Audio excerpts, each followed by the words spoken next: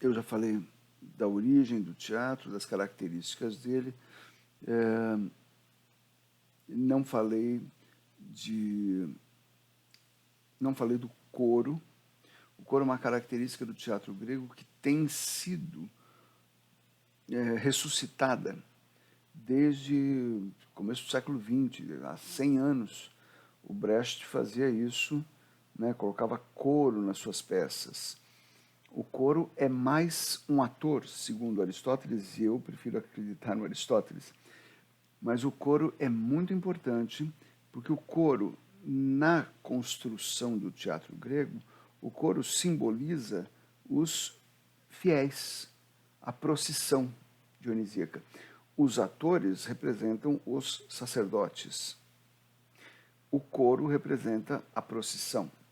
Tá? E é por isso que a gente tem essa instituição tão importante que é o coro, que nas peças, você percebe, Aristóteles diz, ele é mais um ator, mas é um ator que levanta a bola certinho para o ator, para a atriz, né? Para o personagem em cena, dizer o que ele precisa. É o coro quem levanta a bola, quem faz as perguntas, quem pede soluções para que o personagem possa desenrolar o seu texto. Tá? E a gente entra no assunto agora dos tragediógrafos e comediógrafos, ou seja, os autores do teatro grego. Quando eu tive esta aula no meu primeiro semestre na Fundação das Artes, o professor chegou e disse, olha, nós temos os 3 maiores tragediógrafos gregos, são esses aqui, Ésquilo, Sófocles e Eurípides. Pergunta, fala, Vardy. A pergunta é, eles são os maiores ou são os que a gente conhece? E a resposta dele me satisfez. Eles são os que a gente conhece por inteiro, que a gente tem textos inteiros. Né? Mas, e isso é fundamental, eles eram considerados os grandes lá, na época em que viveram. Como é que a gente sabe disso? Porque, como eu falei na aula passada, eles faziam os festivais de teatro. E esses dramaturgos que a gente vai falar agora, foram os que ganharam o maior número de vezes. Foram os que tiveram os seus textos, as peças eram escritas à mão, vamos lembrar. Mas um texto que fizesse muito sucesso, que agradasse muito, logo recebia os pedidos de cópia. Assim, textos que tiveram várias cópias feitas, alguém que pedia lá para o Sófocles, adorei Édipo Rei, deixa eu copiar. Um grande número de cópias feitas dá a um texto maior chance de sobreviver à marcha da história. Se você só tem um exemplar, basta uma ventania para desfazer esse exemplar. Basta uma chuva que ele derrete. Mas, se você tem 10, 20, 100, sei lá quantos, a chance de você encontrar, inclusive isso aconteceu com mais de uma vez, você encontra uma cena numa cidade, outra cena em outra, 200 anos depois você encontra a terceira parte em outro lugar. De Menandro, por exemplo, que é o último que a gente vai ver dos gregos, a única peça dele, que a gente conhece inteira como peça dele, foi de um manuscrito encontrado no Egito em 1958. 1958 se achou uma peça do Menandro. Então, vamos ver quem são esses tragediógrafos, que são os maiores da Grécia. E, coincidentemente, por eles serem os maiores, são os que a gente conhece também. Não conhecemos mais nenhum, nós conhecemos vários outros. mas apenas por fragmentos. Você tem, às vezes, uma cena, uma fala, um pedacinho de papiro desse tamanho. Você sabe que aquilo ali é de fulano de tal. Mas não chega a... Inclusive, a gente não chega a ter a ideia de como era a peça. Aristóteles, na arte poética, se refere a várias peças das quais a gente não tem o menor conhecimento. Ele fala, tal peça foi importante por causa disso, disso, disso. E a gente não sabe que peça é essa. Vamos ver quem são esses caras em ordem cronológica. Primeiro, os tragediógrafos. Tragediógrafo é quem escreve tragédia. O primeiro deles é Ésquilo. Ele é considerado o pai da tragédia. Mas não foi o Tespes, calma. O Tespes é o pai do teatro. O pai da tragédia, o que deu a forma para a tragédia, foi Ésquilo. E Ésquilo era um grande homem de teatro. Ele que inventou a mecane. Aquilo que eu falei que era que nem um guindaste para os deuses descerem do Theologeion para o palco e subir para ir embora. Aquela mecane foi criação do Ésquilo, que apostou em outros efeitos, ele apostava em efeitos especiais, ele maravilhava o público. E Ésquilo, isso é importante, ele é o dramaturgo da Ascensão de Atenas. Os 3 que a gente vai falar aqui são, aliás, os 5 são atenienses. São 3 tragediógrafos e 2 comediógrafos. Ésquilo é o cara que pega a Ascensão de Atenas. Então, as peças dele são muito patrióticas. A única tragédia que a gente conhece que não tem um tema mitológico é dele, que é a tragédia Os Persas, que fala da vitória na Segunda Guerra dos Persas, aquela que é mostrada no filme 300. Aquilo ali mostra uma batalha da guerra, que os gregos perderam, mas eles acabaram ganhando a guerra. E o Ésquilo faz a ação se passar, eu já disse isso em sala de aula, o Ésquilo faz com que a ação se passe no palácio do imperador persa.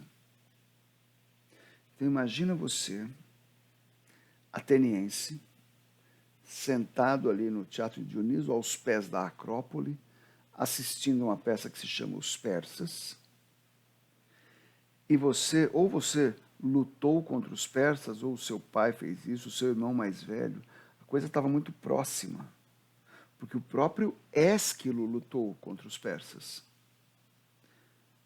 E aí você vê uma cena em que o fantasma do antigo imperador aparece e diz, por que essa balbúrdia no palácio imperial? E a viúva dele fala com o fantasma, nosso filho foi para a guerra, levando um exército gigantesco e não temos notícias. Ele falou, mas nosso filho, Xerxes, é um guerreiro magnífico, nosso exército é maravilhoso e tal. Contra quem é a guerra? E ela diz, contra os gregos. E ele, que tinha sido derrotado 10 anos antes, não, os gregos são terríveis. Imagina você, cuja história de vida está marcada pela vitória sobre os persas, ouvindo isso no palco do teatro. Ele é o cara que pega a ascensão da Grécia. Quando os caras batem no peito e dizem, eu sou grego, eu sou ateniense, eu sou a melhor coisa que já existiu.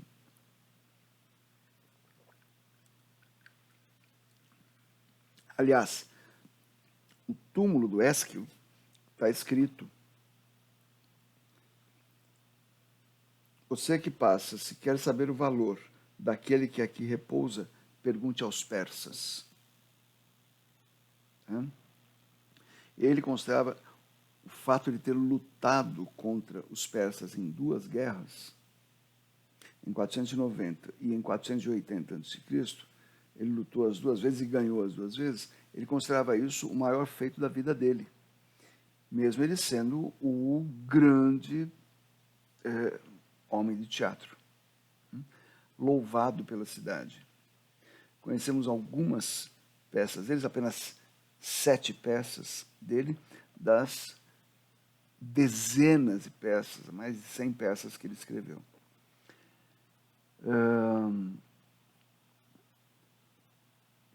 Depois dele,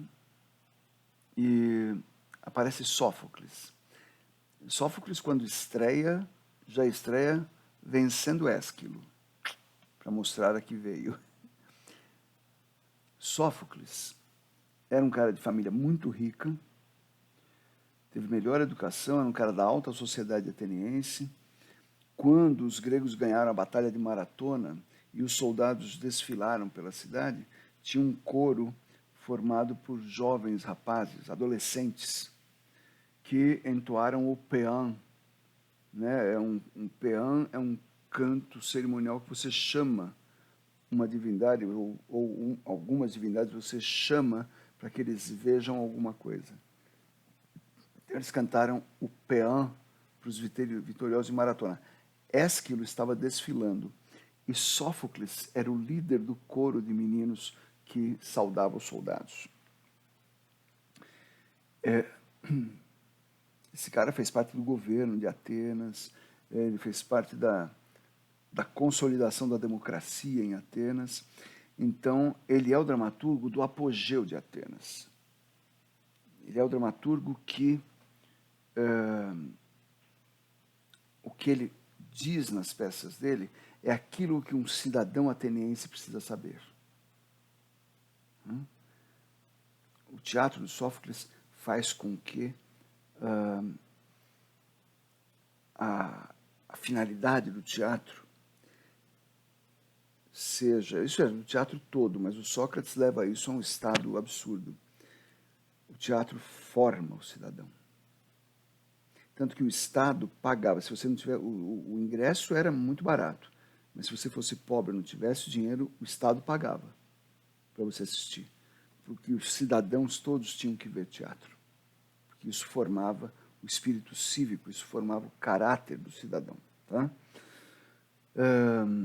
Assim como, isso já tinha dito em aula também, a gente a princípio tinha um ator, quando Thespes criou essa brincadeira chamada teatro, tinha um ator e o coro.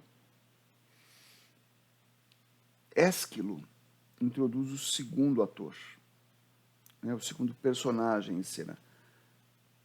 Protagonista, primeiro que entra na luta. Deuteragonista, o segundo que entra na luta. Sófocles vai introduzir o terceiro. O tritagonista, o terceiro que entra na luta. Então você tem, e mais além não foram, porque fica difícil você saber quem está falando, porque eles estão com máscaras, eles não se mexem muito. Você sabe que quando o cara começa a mexer os braços, a voz provavelmente está vindo daquele cara se mexendo. Mas para não dar confusão, ficaram em 3 atores. Então você tinha no máximo 3 pessoas falando em cena. Devemos isso ao Sófocles. Aí você fala, será que esse cara era bom? Ele participou de mais de 60 concursos, o que quer dizer que ele escreveu mais de 120 peças. Ele participou de 60 concursos, 60 festivais, são 60 anos de vida em cena. Ele venceu, tirou o primeiro lugar em 20.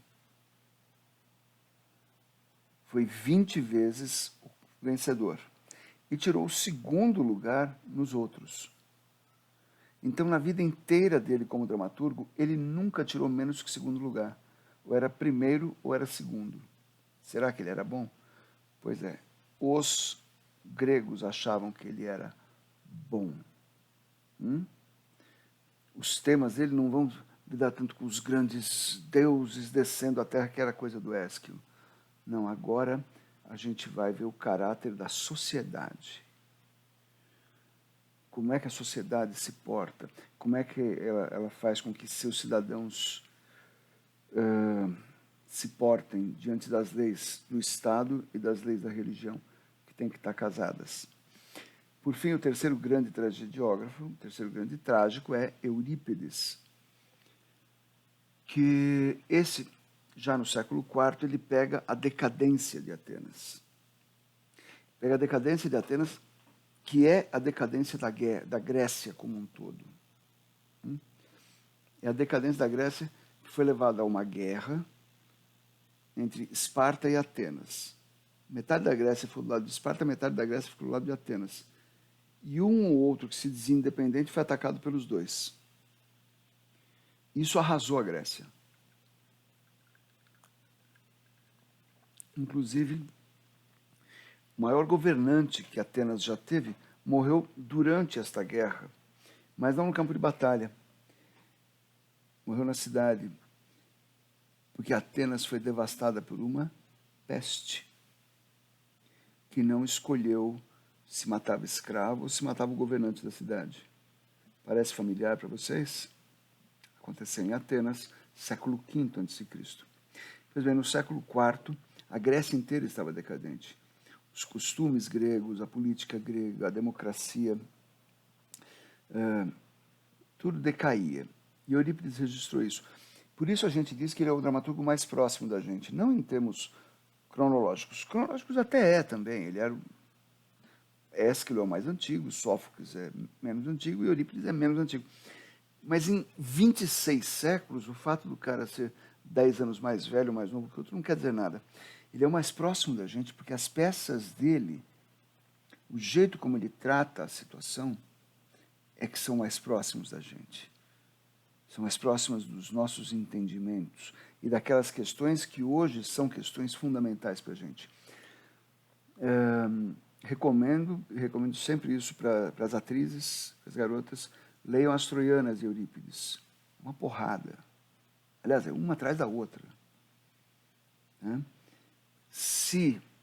E aí eu já peço a comparação, se Ésquilo mostra os gregos na luta contra os persas, sendo os grandes guerreiros, Eurípides vai mostrar os gregos devastando Troia como gente implacável, como gente que não merecia ter ganho, porque são cruéis sem necessidade, são eticamente decaídos, percebem?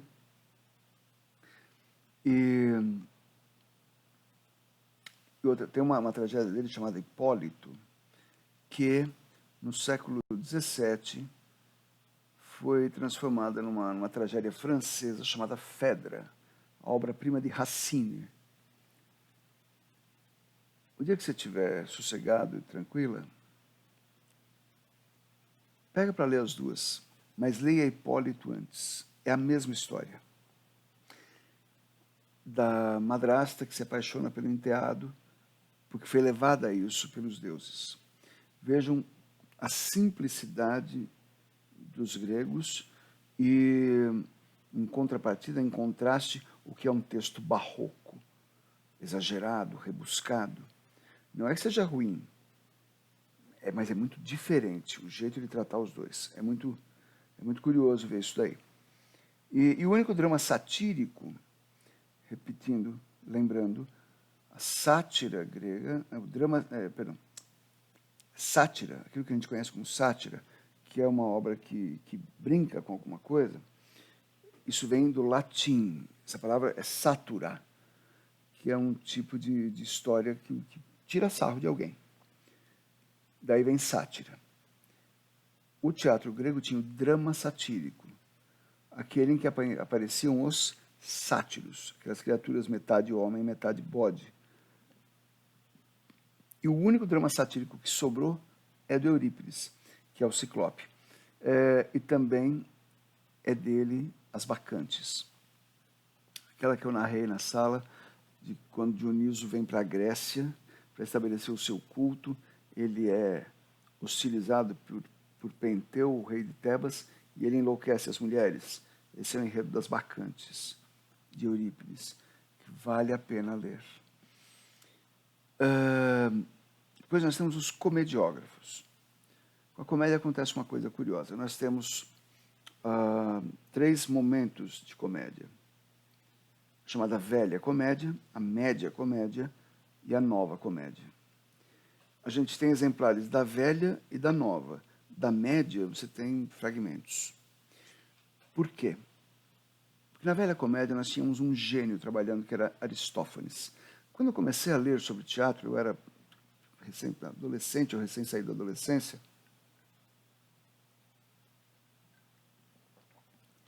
eu tinha lido em Monteiro Lobato que o Aristófanes atacava o Sócrates.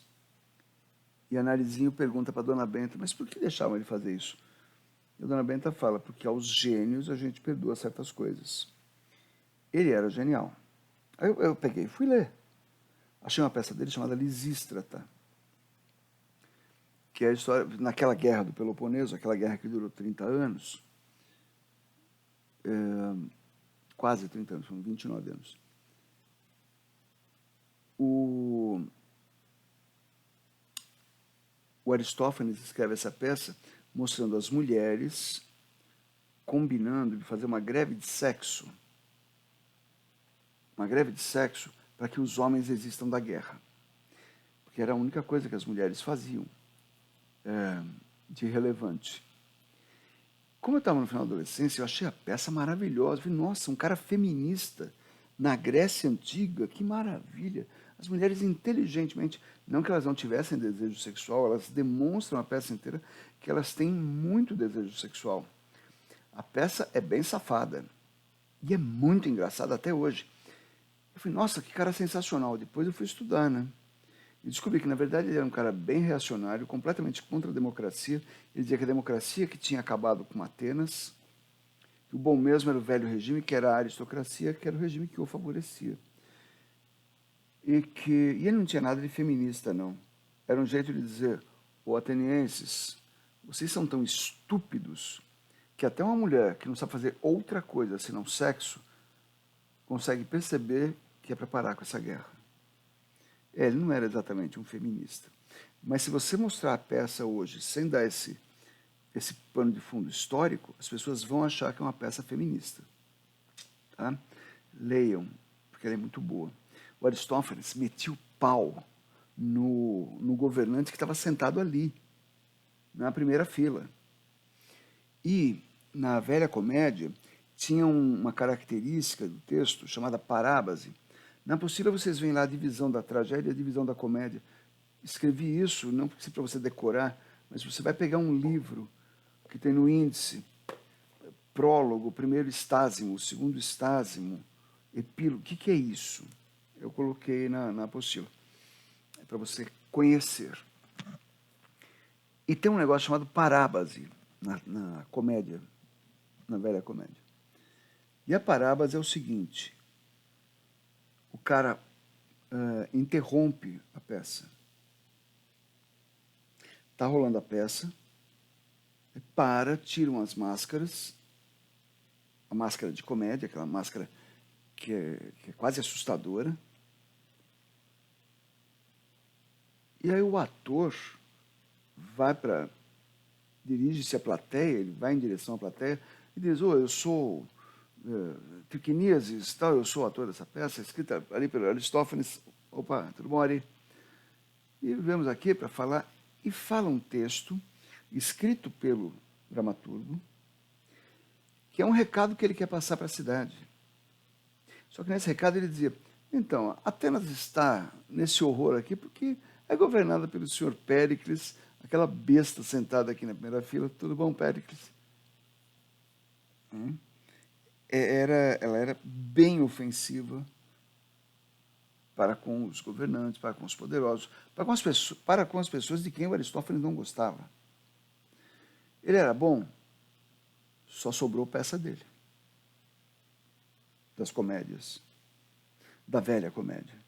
Porque ele ganhou um monte de festivais.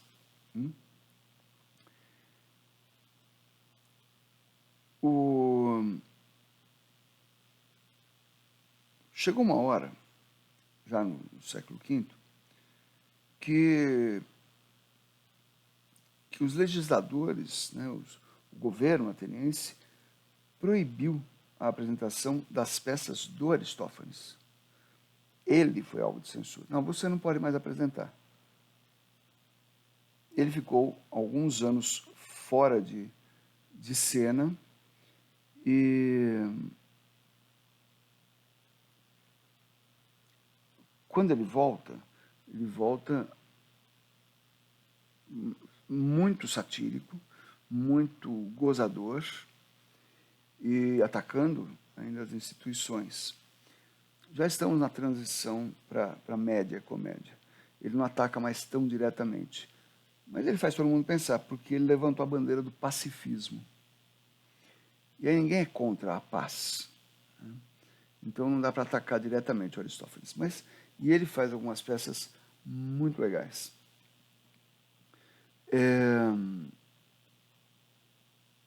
Ele, nas suas peças, leiam as peças dele, eu recomendo Lisístrata, As Rãs é sobre teatro.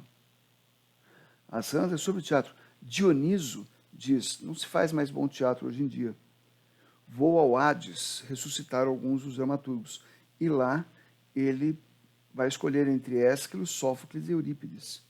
E aí ele decide ressuscitar Sófocles, que tem a tragédia mais perfeita para ele.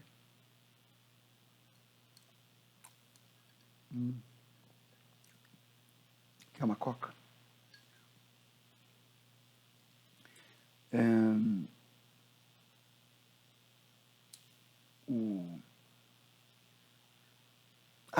E tem uma outra que...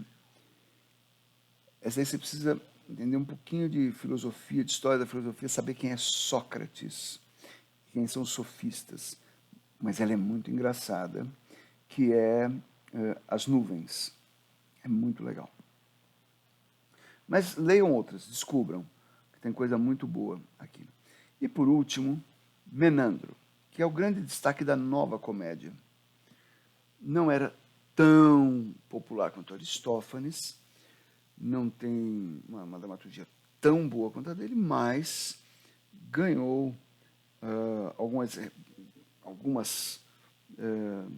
ganhou alguns concursos, vários concursos, tirou o primeiro lugar de comédia, mas ele escreveu mais de 100 peças. E peça dele mesmo, que foi escrita por ele, chegou uma até nós. As outras, que estão citadas aqui nesse roteiro e estão na apostila também, a gente conhece pelas cópias romanas. Porque a comédia do Aristófanes não chegou em Roma, não tinha como chegar. Mas a comédia do Menandro, sim. Porque o que o Menandro faz é comédia de costumes. Tá? Comédia de costumes que vai agradar a uma certa elite, que é a mesma coisa que a gente tem hoje. Aquelas comedinhas românticas do cinema americano dos anos 80, estilo novela das 6, novela das 7, sabe? Isso é comédia romântica, isso é comédia de costumes. Não que seja ruim, não é ruim, mas ela se fecha num assunto, os costumes dessa sociedade. Você pode fazer coisas magníficas até, criticando os costumes. Mas, em geral, é saber quem vai ficar com quem no final. Ok? Aí a última parte da nossa apostila do teatro grego são os elementos da tragédia do teatro gregos. Aí eu vou comentando, eles estão em ordem alfabética, eu vou comentando um por um. O primeiro é Agon. Agon é a disputa, é o conflito. Não há teatro sem conflito. Eu chego em cena e digo, me dá essa coisa. O cara me entrega, acabou a peça. Eu tenho que desejar, ele tem que negar, e por aí vai. E daí que vem agonistes, o agonista, que é o que está na luta, na disputa, no conflito. Proto é primeiro, deuter é segundo, tritos é terceiro. Anagnorisis é o reconhecimento. O herói, ele não está bobo, ele está entendendo tudo o que acontece com ele, exceto por um pequeno detalhe. Esse pequeno detalhe vai levar ao erro que ele não viu. A anagnorisis é o reconhecimento. É quando ele fala, então foi isso. É aquela hora que você dá o tapa na testa e fala, putz, cara, eu não percebi. Não, então, você não percebeu. Agora que você reconheceu, você entendeu a situação toda.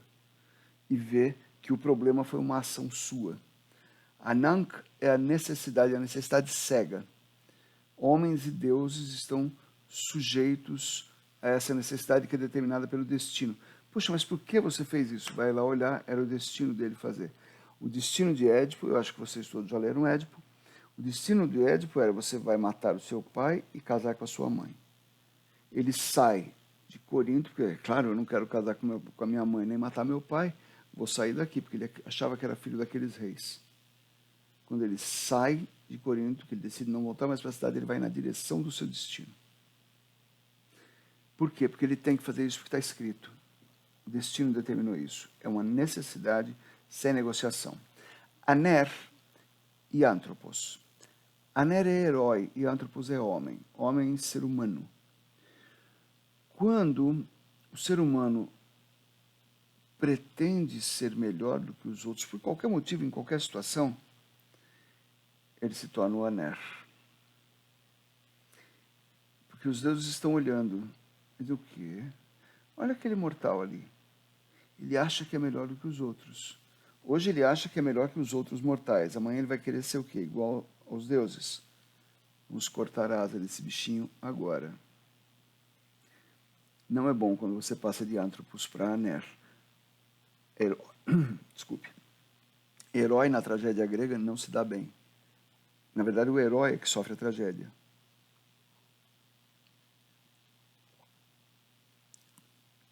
Na tragédia grega, o herói é sobre quem a história é contada.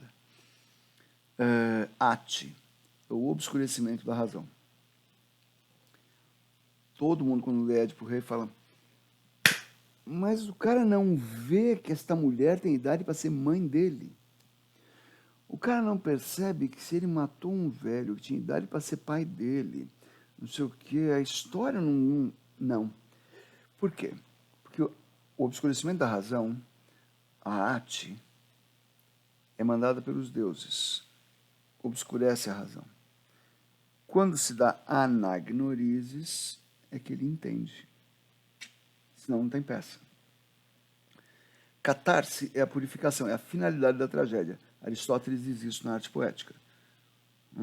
A tragédia imita os homens melhores do que são, por meio do terror e da piedade, procura purgar essas emoções. Purgar é purificar. Isso é a catarse. A hora que você fala assim, putz, não tem mais jeito, aconteceu a tragédia. Coitado. Por quê? Porque, coitado, porque a gente embarca na história do personagem. Se for bem feito, a gente embarca, até hoje. Até hoje. Eu sei de gente que chorou vendo o Homem de Ferro estalar os dedos. De gente que falou, não! Por quê? Porque embarca, a gente embarca no personagem. Por isso que teatro é tão poderoso. A gente embarca na história do personagem. E aí, é triste, mas é aí que se dá a catástrofe. Catástrofe é quando desaba tudo. E hoje a gente tem a expressão que traduz muito bem isso. A casa caiu. É a catástrofe. É o desenlace trágico. Não é de... Ai, cara. Putz. É aí que você percebe que deu-se a tragédia.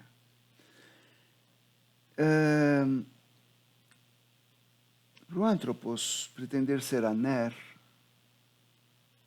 é porque ele está fora de si. Êxtase. Êxtase é ficar fora de si. Quando você está vazio aqui, você é preenchido por uma outra coisa. Lembram-se da Dionisíaca? Você bebe vinho, fica fora de si, mas no lugar do seu eu entra entusiasmos, ter um Deus dentro de si. Gnot Salton, conhece a ti mesmo. Esse era o ensinamento de Sócrates, e é para isso que serve o teatro. Para a gente se conhecer. A gente que faz e a gente que assiste. Armatia. Antigamente ela era chamada de falha trágica. Mas a gente não chama mais de falha, porque não é uma falha de caráter. Não é uma maldade que o herói faz. É um erro geralmente é um erro de julgamento, um erro de avaliação. Ele tem o envolvimento da escolha, da vontade. Eu não vou voltar para Corinto. Eu soube aqui no oráculo de Delfos que vou matar meu pai e casar com minha mãe. Eu não vou voltar para casa, eu vou seguir rumo. Eu vou pegar o rumo, vou andar pelo mundo para nunca mais encontrar meu pai e minha mãe. Ele decidiu isso. Ele não sabia que ele estava errado. Híbris é a desmesura. É aquilo que... Desmesura é a falta de medida. É aquilo que faz a pessoa ultrapassar o metron. Metron é a medida. Há uma medida em todas as coisas. Tudo tem uma medida. Até a condição humana tem uma medida. Quando você decide ultrapassar a condição humana, sai de antropos e vira aner. Isso é uma violência que você faz contra si mesmo. Geralmente é orgulho, arrogância. Tá? O pecado do Édipo não foi ter matado o pai casado com a mãe. Não. A híbris dele... A híbris foi a hora que saiu foi lá no oráculo e falou: oráculo, qual é a da minha vida? Você vai matar o pai e casar com a mãe. Ok. Eu não vou voltar para casa, porque eu não quero matar meu pai e casar com minha mãe. Eu vou para outro lugar. Ah, é, mortal? Você acha que você pode enganar a Moira? Você pode enganar o destino? Isso é arrogância. Isso é orgulho, é insolência, autoconfiança. Você vai pagar por isso. Medem Agan, nada em excesso. Nada. As coisas não têm uma medida, então não exceda. Metron é a medida. Tudo tem um metron. Moira é o destino. Até os deuses estavam sujeitos a ele. Zeus não podia mudar o destino.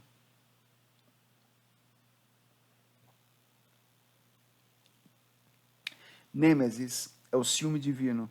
É o castigo por ter ultrapassado o metron. É o Aé. Quando os deuses olham. Ah, é? Você acha que é melhor do que os outros? Plim. E aí ele se ferra. Pathos com TH de inglês, pathos é a dor. Daí vem paixão. Por isso a gente conta a história da paixão de Cristo e não aparece a moça por quem ele é apaixonado. Paixão é o sofrimento, é a dor. Também é a catástrofe, né? Chamada de catástrofe. É aquilo que causa piedade e tristeza. E por último é a peripécia, que é a reviravolta nos acontecimentos, que é decorrente da armatia. Aquela decisão errada que ele tomou lá atrás e que está cobrando sua conta hoje. Aí Titio, como gosta muito de vocês, criou esse parágrafozinho aqui, utilizando esses elementos aí, ou quase todos eles. Vou ler corrido e depois a gente volta traduzindo, tá? O antropos entra em êxtases e entusiasmos, excede o metron tornando-se o aner. Ultrapassar o metron é uma híbris originada da armatia que provoca um nêmesis, a ate, que conduz o aner à sua moira. No momento da peripécia, o aner tem sua anagnorisis e em meio ao pathos, a catástrofe leva à catarse. O ser humano fica fora de si e acha que tem um Deus dentro dele. Excede a medida, tornando-se um herói. Ultrapassar a medida é uma violência contra si, originada de um mau julgamento, que provoca o ciúme divino, que é o obscurecimento da razão que conduz o herói ao seu destino. No momento da reviravolta, o herói tem o seu reconhecimento e, em meio à dor, o desenlace trágico leva à purificação. Leia com calma isso tudo que você vai entender bem melhor as tragédias gregas. Ok? E como dizem os livros de história, né, acabou a Grécia, começa Roma. Não. A Grécia não acabou, está aí até hoje. E Roma vai ter uma história diferente da Grécia, mas vai ser contemporânea da Grécia. E se você olhar o mapa, as duas são separadas por um pedacinho de mar. Grécia e Roma estão muito próximas uma da outra. Roma, quando surgiu no século VIII a.C., era uma cidadezinha. Assim como as cidades gregas, era uma cidade-estado, tá? Que começa a sua história seguindo a tradição daqueles povos que moravam ali, que eram principalmente os etruscos, o etrusco era o povo dominante da metade superior da bota italiana, né? Aquela forma de bota que tem a Península Itálica, da metade para cima era dominado pelos etruscos. E da metade para baixo, grego de monte. Os gregos tinham colônias, eles não formaram um império, mas eles tinham colônias espalhadas por todo o Mediterrâneo. Então, por exemplo, a cidade de Nice, no sul da França, que é muito famosa e tal, Nice vem de Neké, a deusa da vitória. Aquela que os fabricantes de artigos esportivos chamam de Nike. Que mais? Nápoles. Nápoles fica na metade de baixo da bota. Na canela da bota, mas da metade para baixo. Neapolis, cidade nova. Daí vem a palavra Nápoles. Se você olhar fisicamente os italianos do sul, os gregos, libaneses, você não distingue. É tudo a mesma cara. Tá? Então não dá para dizer que Roma só foi conhecer a cultura grega quando tomou a Grécia. Já conheciam alguma coisa, mas quando eles tomaram a Grécia, eles importaram um bocado de coisas da cultura grega porque acharam valiosa para eles. Filosofia, por exemplo, os gregos tinham mais desenvolvida que a dos romanos. Levaram a filosofia. Os romanos não acharam vantagem nenhuma na democracia, não levaram. O direito romano era superior ao direito grego, não levaram. A religião, que muita gente diz que eles levaram a religião, as religiões eram quase idênticas. Por isso que os deuses têm dois nomes. Zeus na Grécia e Júpiter na Itália, ou em Roma. Hera e Juno, Ártemis e Diana, Atena e Minerva, Ares e Marte, Dioniso e Baco. Porque já eram deuses que existiam em Roma. O que eles pegaram, sim, dos gregos, no quesito religião, foram as lendas, que a dos gregos era muito melhor, muito mais bem desenvolvidas. Tinham as peças de teatro, os poemas que contavam tudo direitinho. Mas, por exemplo, tem um deus que não tinha em Roma, mas tinha na Grécia. E eles acharam supimpa e importaram o deus todo, que era Apolo, que foi importado já com o nome de Apolo. Tá?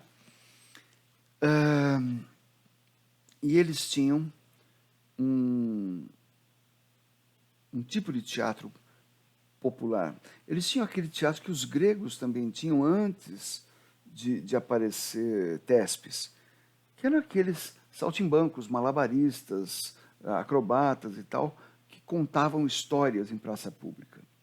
Isso também tinha em Roma, eles eram chamados na Grécia de mimos, né? Porque eles faziam pantomimas, eles usavam o corpo para se expressar. Em Roma também tinha isso. Aliás, praticamente no mundo inteiro tinha isso. Mas o que vai ser interessante em Roma, e esse é o primeiro texto que a gente tem aqui, é uma comédia de arquétipos, chamada de Atelana.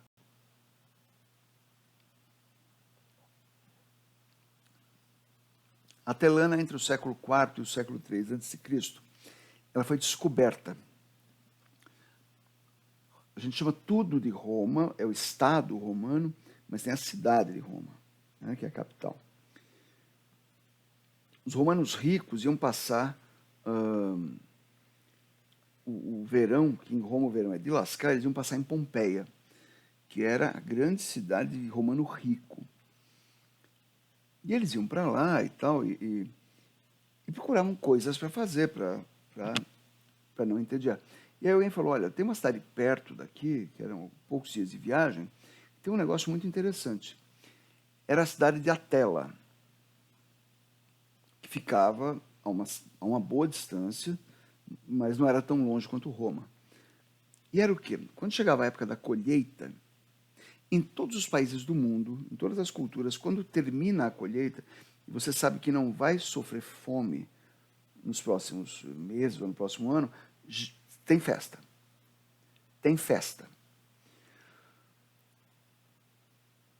Os atelanos faziam uma festa de uma maneira curiosa, era única, que eles faziam teatro. Faziam teatro com esses personagens que a gente lê aqui.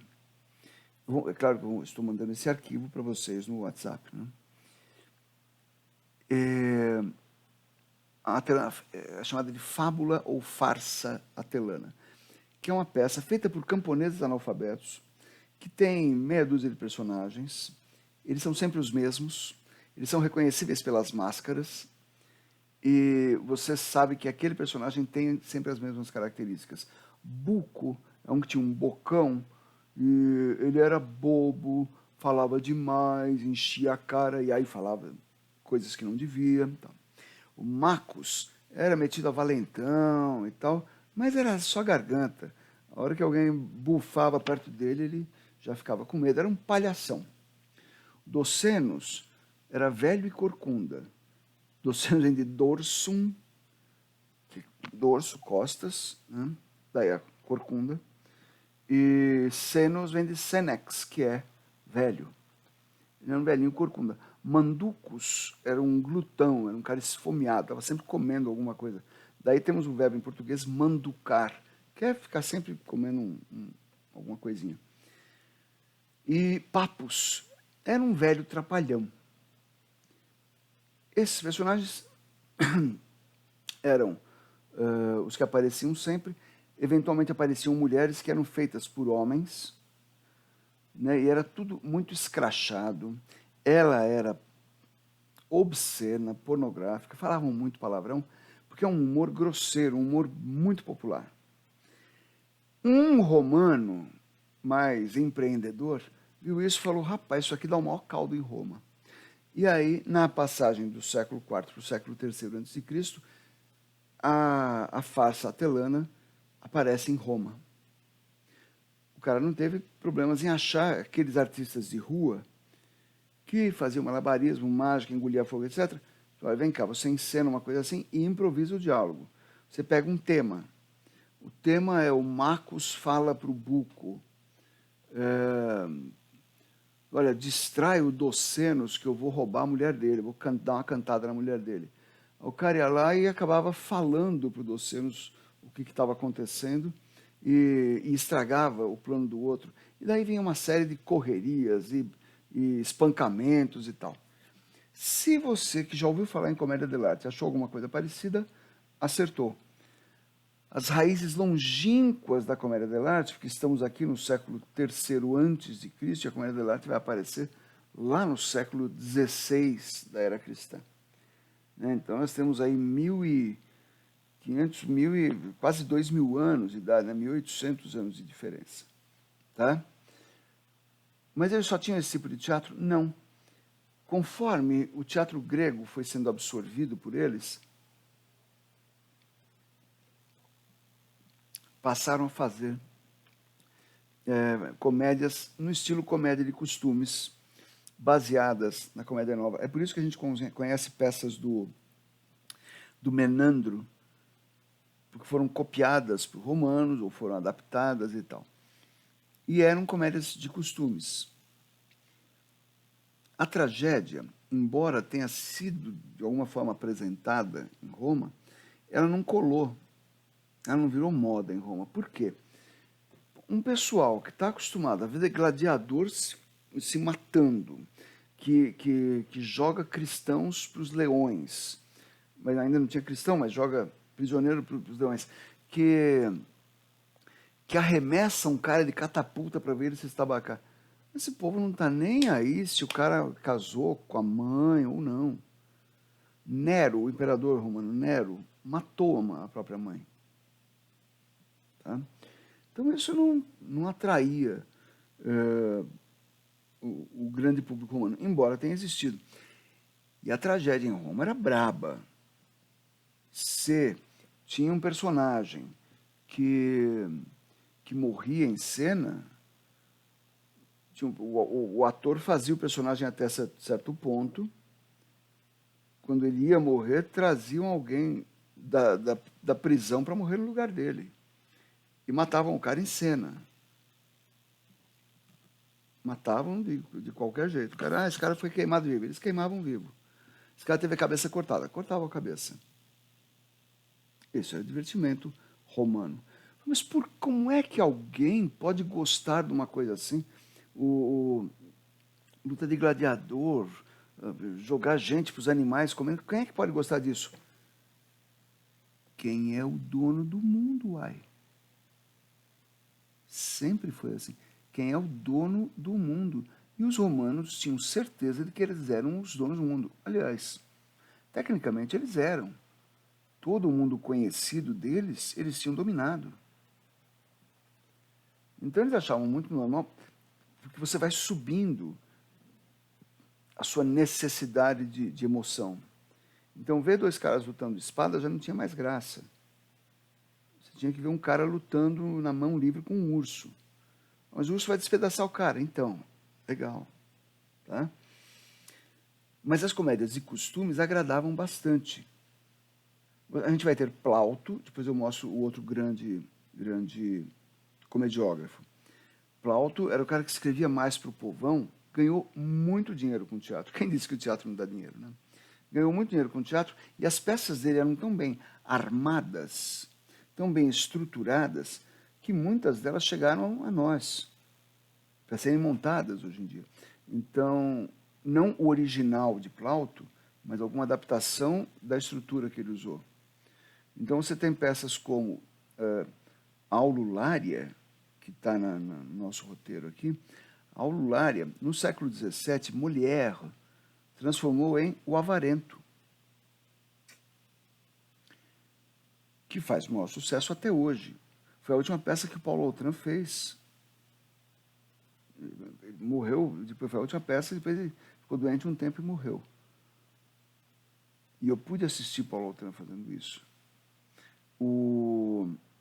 Só que essa peça não foi só no século XVII que ela fez sucesso. Nos anos 50, aqui no Brasil, aqui no Nordeste brasileiro, um camarada achou que essa história dava um caldo. Ariano Suassuna transformou o Aululária e o Avarento em O Santo e a Porca. É a mesma história, só que passada no Nordeste. A Aululária é a comédia da panela. O cara tem um caldeirão, ele guarda as moedas dele ali escondendo toda hora, enterrando. O Santo e a Porca é uma porca de madeira, como se fosse uma caixa que nem um cofre de porquinho. E o cara anda com aquela porquinha debaixo do braço, né, ele esconde e tal. O Soldado Fanfarrão é uma peça que vai emprestar, daí vai sair um personagem direto para a Comédia dell'arte, que é o capitão da Comédia dell'arte, o capitano, que ele é fanfarrão. Ele conta muita vantagem. No Soldado Fanfarrão, o cara está contando uma história para outro quando ele enfrentou uma guerra. Ele falou, não, então vieram 5 para cima de mim, eu lutando com os 5, alguém distrai o cara. Oi, amanhã eu passo lá, tudo bem? Aí vieram os 10, o cara fala, peraí, não eram 5? Na mão direita, na mão esquerda tinha outros 5. Quando a peça termina, ele está enfrentando 50 caras na mesma história. Aí você acha que reconheceu algum personagem assim? Você acha que parece personagem do Chaves? Esses daqui e os que eu falei da Atelana? Você acha que parece personagem do Chaves? Dos Trapalhões? Dos Três Patetas? Gordo e o Magro? Chaplin? É. Essa fórmula do humor faz sucesso até hoje. Até hoje. E tem uma frase do Plauto, da peça chamada Persa, que a gente usa até hoje. A bom entendedor, meia palavra basta. O outro grande comediógrafo latino é Terêncio, que aqui a gente não sabe com certeza em que ano ele nasceu, ou foi em 195 ou em 185 a.C., e morreu aproximadamente em 159. A gente não sabe exatamente quando ele nasceu, porque quando ele aparece em Roma, ele aparece como escravo. Mas ele era tão inteligente que o cara que o comprou deu a liberdade para ele e lhe deu o nome. Né? O ex-dono dele chamava Terêncio. E esse passa a ser o nome dele. Isso era um costume, na época ele deu a liberdade para o Terêncio sair escrevendo peça. E ele escreveu algumas peças. E olha só, esse cara, que era um ex-escravo, escrevia para a elite romana. Eram comédias de costumes também, mas enquanto Plauto escrevia para o povão, e é de uma geração anterior, o Terêncio vai e escreve textos mais refinados, como Andria e Auton Timorumenos, que é...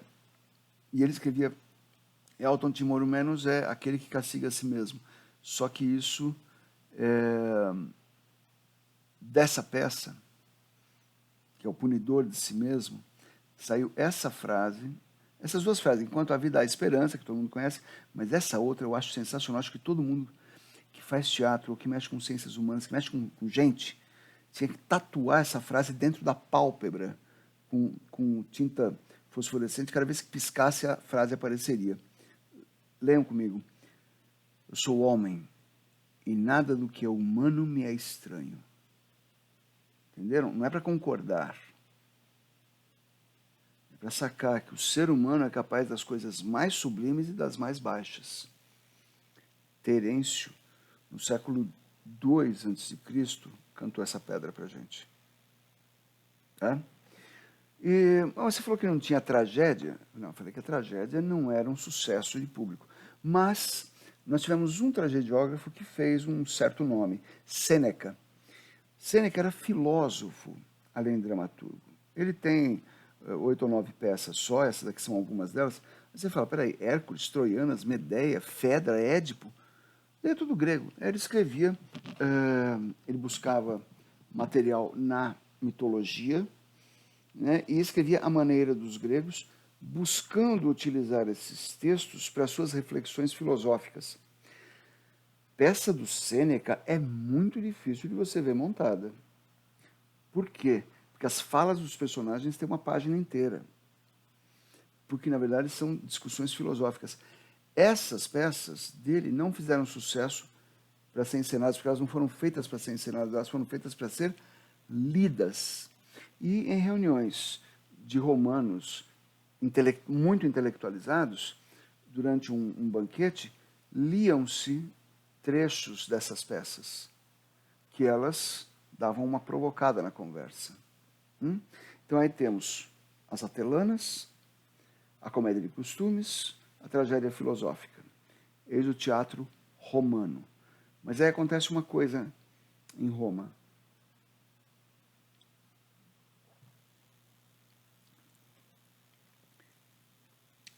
O que marca passagem do século I a.C. para o século I depois de Cristo é o nascimento de Cristo. Há toda uma série de controvérsias aí.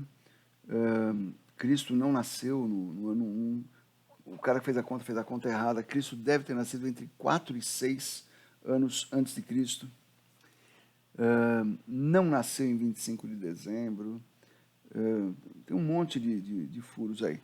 Mas eu não estou aqui para discutir teologia. É que o cristianismo vai se tornar importante para nós agora, na história do teatro.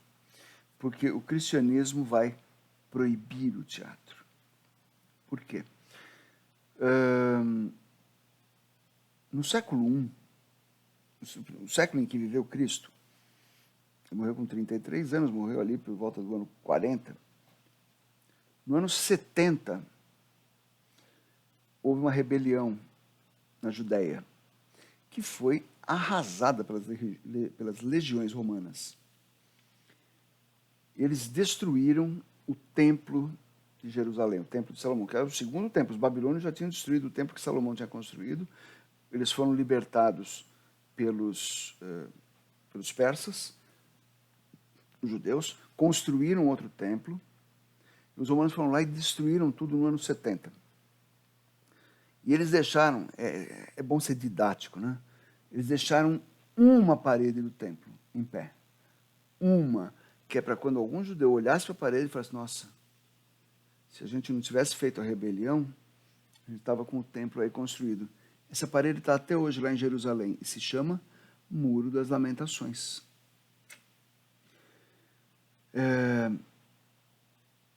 e expulsaram os judeus da Judéia. Levaram toneladas de escravos para Roma. Quem podia, fugiu. Levaram toneladas de escravos para Roma. Com isso, o cristianismo entrou forte em Roma. Ah, mas já existia então? Pois é.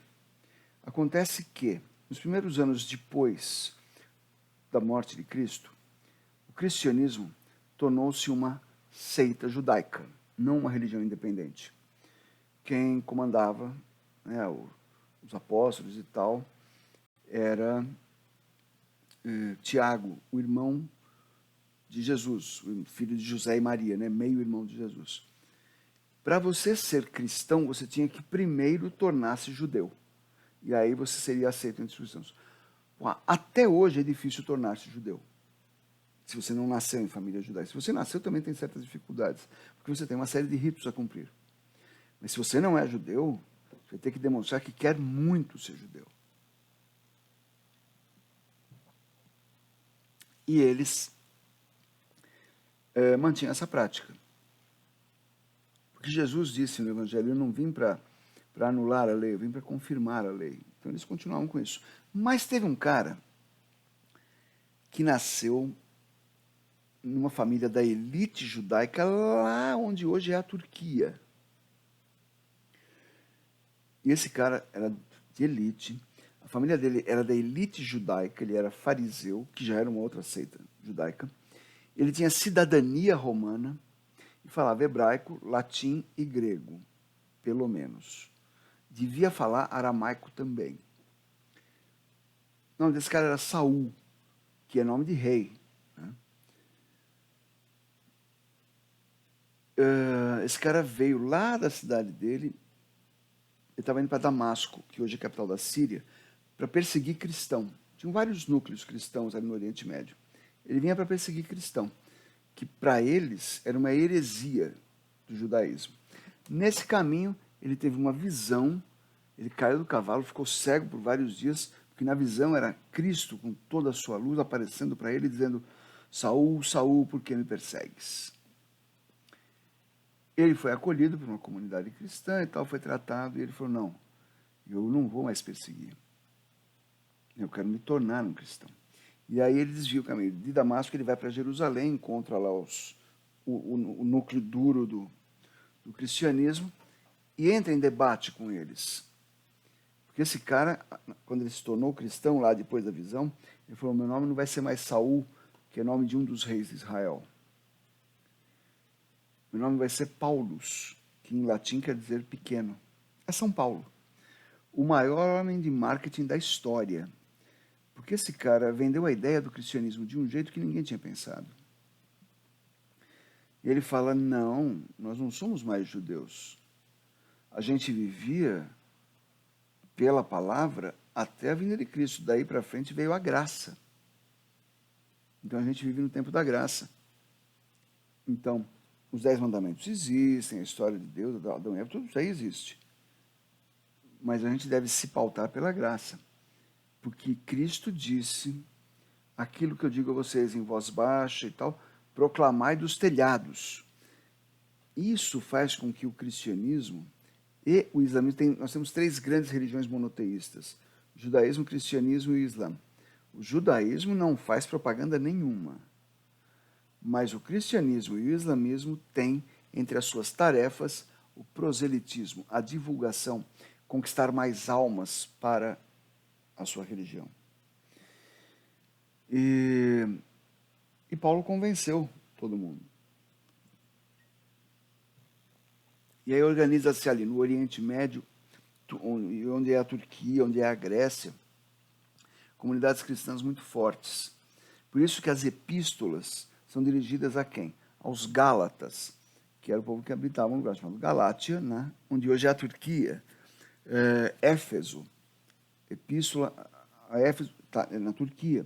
Tessalônica, Tessalonicenses, é na Grécia. Coríntios, é da cidade de Corinto, na Grécia. Porque era o lugar em que o grego era o inglês da época. Então, o Novo Testamento foi todo escrito em grego, para todo mundo poder entender. Paulo foi pregar em Atenas, que ainda era o centro de expansão do conhecimento, da sabedoria, ele foi pregar em Atenas, para as ideias alcançarem o mundo. E em Atenas ele pregou em 2 lugares muito especiais. Tinha um templo lá, como Atenas era uma cidade muito comercial, tinha templo de tudo quanto era Deus, tinha templo de Deus egípcio, de Deus babilônico, e tinha tinha um templo chamado Templo do Deus Desconhecido, que eles disseram, bom, não sabemos, vamos fazer um genérico aqui. Ele foi pregar ali, porque todo mundo que não tinha templo na cidade ia para lá. Ele pregava ali, e essas pessoas, quando voltavam para os seus países, levavam o cristianismo. E ele pregava no porto de Atenas, que também atingia todo o Mediterrâneo. Ele convertia os marinheiros que se transformavam em agentes repetidores. O filósofo alemão Nietzsche disse que o cristianismo é uma religião maravilhosa para escravos. Judaísmo não. Judaísmo é uma religião de... Nós somos o povo escolhido, nosso papo é com Deus, papo reto com Deus e tal. E cristianismo não. O cristianismo quer angariar mais gente, quer trazer mais almas para a sua corrente. E isso visto pela ótica do escravo é muito bom. Você imagina, tem um escravo que está ali se lamentando, acorrentado, sofrendo, e chega um outro e fala, tá ruim, né, minha filha? Mas olha, eu tenho uma jogada nova para te contar. O Deus a quem eu sirvo me disse que esta vida é passageira. A outra, a que vale mesmo, a boa, é eterna. E disse mais, quem sofrer aqui vai ser exaltado na outra. E quer a cereja do bolo? Quem foi mal aqui, quem fez sofrer, vai se dar muito mal lá na outra vida. Aí imagina você um escravo e ouve isso e fala, peraí, eu vou me dar bem e vou ter minha vingança? Onde é que eu assino? E assim, o cristianismo começa a entrar na casa romana, pelo escravo. Começava a converter as pessoas com quem ele convivia ali na casa, os outros escravos, as crianças, os jovens, as mulheres e logo os maridos. Até que um dia, em 313, o imperador Constantino percebeu que tinha cristão até no Palácio Real. E ele falou assim, olha, soldados, amanhã tem uma batalha. Amanhã não, hoje tem uma batalha. E essa noite eu sonhei com uma cruz que vinha escrito em volta, por esse sinal vencerás. O cristianismo, até 313, era uma religião perseguida. Aí ele falou, se a gente ganhar essa batalha, eu libero o cristianismo. Porra, tinha cristão de monte na legião romana. E os caras ganharam a batalha e ele liberou o cristianismo. Agora, olha só. Do ano 1 ao ano 313, essa religião era perseguida, não é perseguida de bullying, é perseguida de matar gente. Matar de forma muito cruel. Em 313. Em 380, o cristianismo se tornou a religião oficial do Império Romano. Todas as outras estão abolidas. E aí, onde tinha Roma, que é toda a Europa, mais Oriente Médio, Norte da África, onde tinha Roma, tinha cristianismo. Bom, agora a gente vai poder enquadrar quem perseguiu a gente. Uma classe de gente que perseguiu o cristão foi o povo de teatro, porque faziam peças ridicularizando os cristãos. E quando tinha que matar alguém em cena, pegavam um cristão. Então, olha o que disse Tertuliano, um dos doutores da igreja, um dos primeiros teólogos que viveu entre o século II e o século III da era cristã. Esse texto está maior lá no meu site, é só para vocês terem uma ideia. Neste ofício miserável, eles vangloriam-se, eles, os atores, em imolar de qualquer maneira a sua languidez a Vênus e Baco. Um deles por libertinagens horríveis, os outros com representações lascivas e brutais. No que respeita aos versos, à música, às flautas, às violas, tudo é mostra de Apolos, das musas, das Minervas, dos Mercúrios, discípulos de Jesus Cristo, Detestarei os objetos cujos os autores vos devem parecer tão detestáveis. Os atores não são bem-vindos na casa de Deus, como disse Santo Agostinho, que também tem um texto dele lá no meu site, que é o autor da Casa de Deus, uma obra chamada Cidade de Deus. A Cidade de Deus é a cristandade. E ele diz lá em um certo capítulo que os estrigões, ou seja, os atores não eram bem-vindos na casa de Deus. E assim, entre o final do século IV, o cristianismo foi entronizado como uma religião dominante. No século V, o teatro foi proibido. Isso vai durar 500 anos, mas é assunto para a próxima aula. Espero que vocês tenham gostado. Eu vou seguir aqui teatro medieval. Podia caber aqui, mas eu não quero esticar mais a aula, porque eu fiz um preâmbulo muito grande no começo. Ficamos assim, ok? Não deixem de me passar as dúvidas de vocês. Espero que vocês gostem. Assistam, que foi feito com o maior carinho. Obrigado, pessoal. Até.